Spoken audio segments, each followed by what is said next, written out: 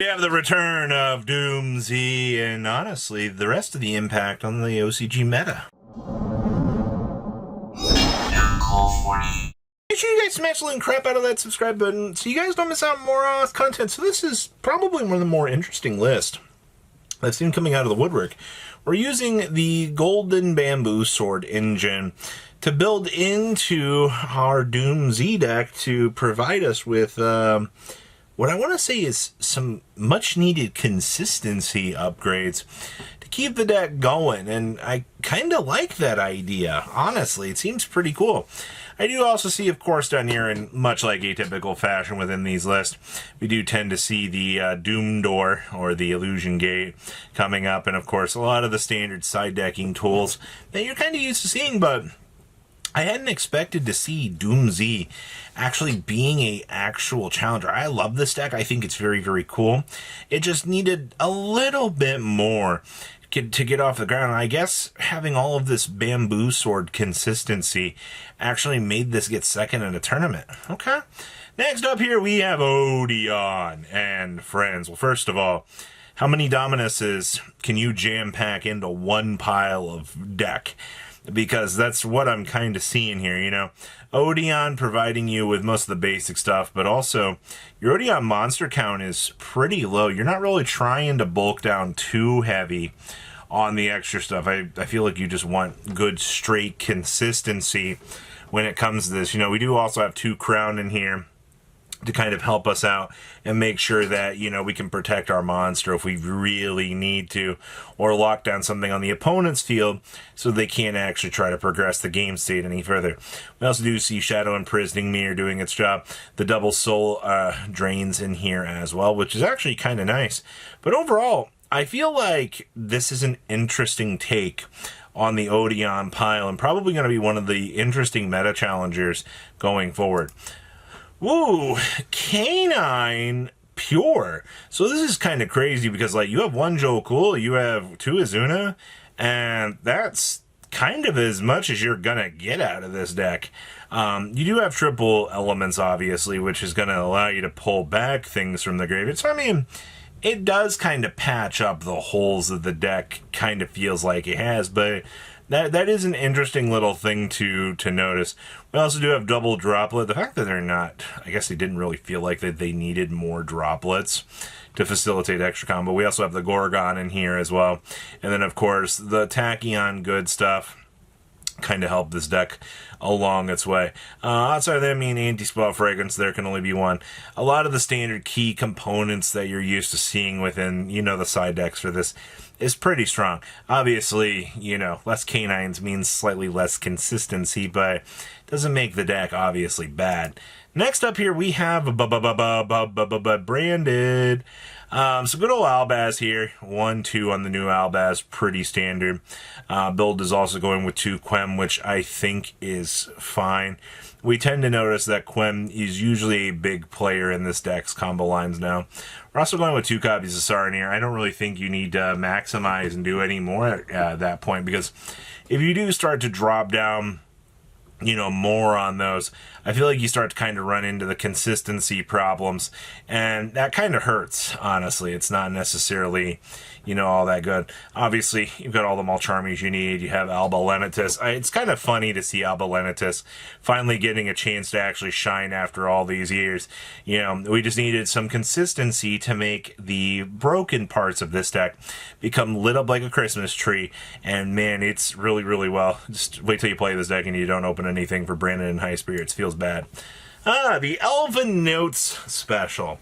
So, what usually holds the generic Elven Notes decks together is usually the inclusion of dear old Underworld Goddess to facilitate Fiendsmith combo. Now, that is something that, unfortunately, those of us in the TCG, we don't necessarily get the tools to necessarily make that happen because we did lose the mini Underworld Goddess. But that's where Armades gets the chance to come into play, because Armades' job is to act as a light fiend monster that we can actually make. I mean, your trade-off is it's a lot more harder to make than some of the other tools that you've got, but that's not necessarily a bad thing. It's just you're gonna have to work for it a little bit more, you know. It's it's definitely something that, if you've got the right tools, you can definitely get the build re-engineered to go.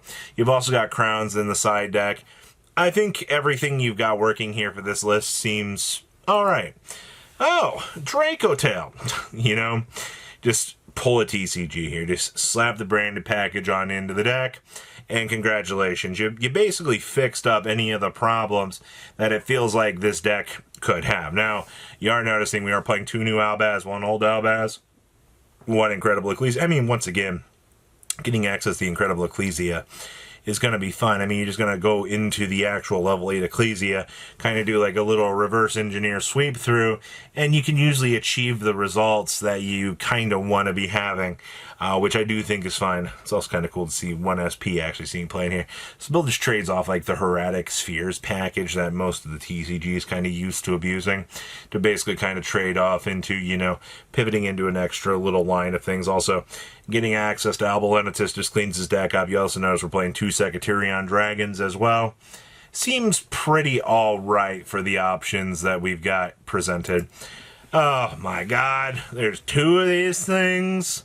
So, we see once again, it's interesting because, like, some of the builds in the OCG like Sting, some builds don't like Sting at all. I kind of question why they don't like one of the best consistency upgrades that, you know, Brain got, but it just, in a lot of matchups, it just comes down to, do I want to main deck the Sting? Do I want to side the Sting? Does, in the particular matchup that I want to have Sting for, does it actually, you know, upgrade my consistency on the level that I need it to? And I personally think it does. We're also doing 1 Argola, 1 Pan. TCG doesn't like maximizing on these cards. Meanwhile, TCG's like, yeah, slap in 2 to 3 of the orange one, 2 to 3 of the green one, and, you know, we've upped our consistency like so far through the roof that we're just pulling in the numbers. It's kind of crazy to think about that these little things are the things that can tend to make this deck a little bit more consistent. Oh, hi, Radiant Typhoon. So, one, I'm happy to still see Radiant Typhoon like every other day, just kind of pulling victories out its butt. It's definitely interesting, but I mean, this new boss monster, I feel like has helped upgrade the consistency of this deck way more than people just kind of realize. Having that extra little monster matters. Also, Great Fly definitely has helped. But, you know, the big thing that helps this deck out so much is still having access to the Harpy's Featherstorm. It's pretty apparent that Konami was pushing for this deck to be much more consistent, and they wanted to keep Harpy's Featherstorm around for that very reason. But the problem is it's like there's still such a disconnect from Radiant Typhoon actually being meta to like it being like a tier 1 deck. It's still very much a good, strong pick. And if you disagree, like, that's wild to think about. Like, that can actually do a lot of things in OCG. What is this? This is 60 card Dark World, or excuse me, Dark Lord with Osteonato and friends. We've also built in the, this is a lot of fairy garbage in one deck. Holy crap. I mean, cool to see Archel, Christian, but Herald of the Orange Lights limited over here.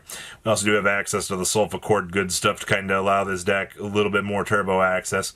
We have Gamma and Delta built in here, which is going to be some good consistency upgrades, I suppose. Going with Triple Oceana. We're also playing 2 copies of the Earth Mulch Army in here. Interesting. I love the fact that they've rounded this deck out to 60 frickin' cards, and I'm still seeing a Forbidden Droplet as a one-of in this deck. I mean, I love to see it, but my god, man, it just feels such weird choices. We're also only playing 2 crowns in the side deck. We're not even playing the Condemned Witch in here. That's strange. And our last list here is some Regenesis Archfiend with Albaz and the Sisters. This does sport off the Condemned Witch with the Aurora Paragon. This is the very standard thing that we're pretty used to wanting to see in here, which does help. Of course, you know, going with the triple big Archfiend in here. A lot of Archfiend overlap here, actually, between, you know, the big guys and the other level 8s. But that other level 8 does help you facilitate just larger monsters, which is kind of cool, I guess. Little extra synchro jumps if you need it. Also got the Illusion Gates and the Solemn Warnings. Man, Solemn Warning might actually be worthy of hitting. But what do you guys think? Please comment down below, tell me what you guys think, and I'll see your beautiful faces back here later today, guys. Patrons! Thank you.